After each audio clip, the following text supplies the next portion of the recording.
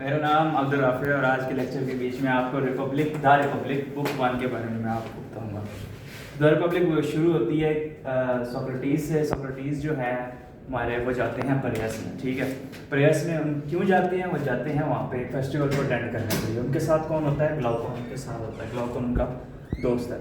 जब वो फेस्टिवल को अटेंड कर रहे होते हैं तो एक बंदा जिसका नाम पोलीमार्कस होता है वो उनको वहाँ पे देखता है और अपना जो स्लेव है उनकी तरफ भेजता है और इनवाइट करता है सोक्रेटिस को कि वो उनके साथ उनके घर हैं, ठीक। उसके बाद जब उनके घर पहुँचते हैं तो वो जो सेफिलस का जब सबसे पहला इंटरेक्शन होता है वो सोक्रेटिस का वो सेफिलस के साथ होता है। और सेफिलस के साथ जो उनकी डिस्कशन होती है वो होती है सबसे पहले, क्योंकि सेफिलस खुद एक ओल्ड मैन होते हैं तो ओल्ड एज के ऊपर उनकी डिस्कशन शुरू होती है।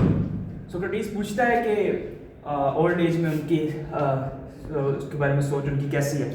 तो सेफिलस जवाब देता है, जो सेफिलस है जो ओल्ड मैन है वो जवाब देते हैं कि जो हमारे पास ओल्ड एज है उसमें ओल्ड एज जो है इंसान को पीस और फ्रीडम देती है डिज़ायर से, मतलब ख्वाहिशात से, और ख्वाहिशात से बंदा आज़ादी देती है।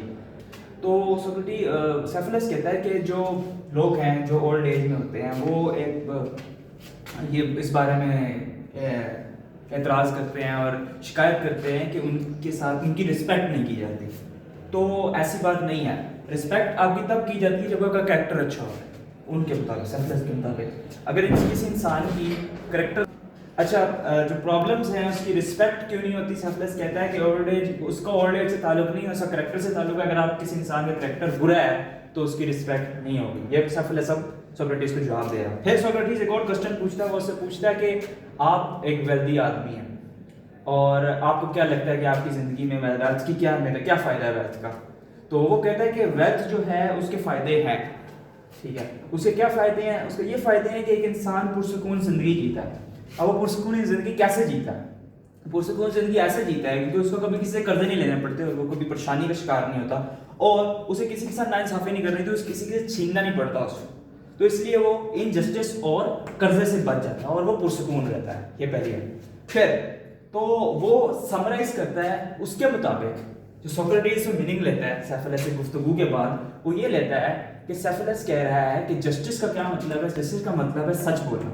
पहली सेफिलस क्योंकि वो एक मर्चेंट है और मर्चेंट का काम होता है ट्रेडिंग का, तो वो उसने क्या सीखा है अपनी ज़िंदगी में? जस्टिस का मीनिंग लिया, उसने ये मीनिंग लिया है कि उसको एक जस्ट आदमी को सच बोलना चाहिए और उसको अपने कर्जे देना चाहिए। ये एक जस्टिस है उसके मुताबिक, सेफिलस के मुताबिक। फिर सोक्रेटिस इस डेफिनेशन से वो सेटिस्फाइड नहीं है।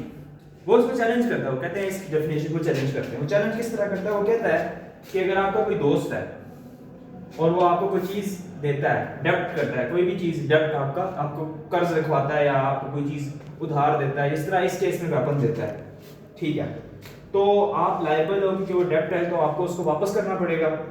लेकिन जब आप उसको वापस अगर इस केस में वेपन है और अगर वो अपने राइट माइंड में नहीं है तो वो अपने आप को उसे जख्मी भी कर सकता है, किसी को नुकसान पहुंचा सकता है, उससे उसको हार्म होगा।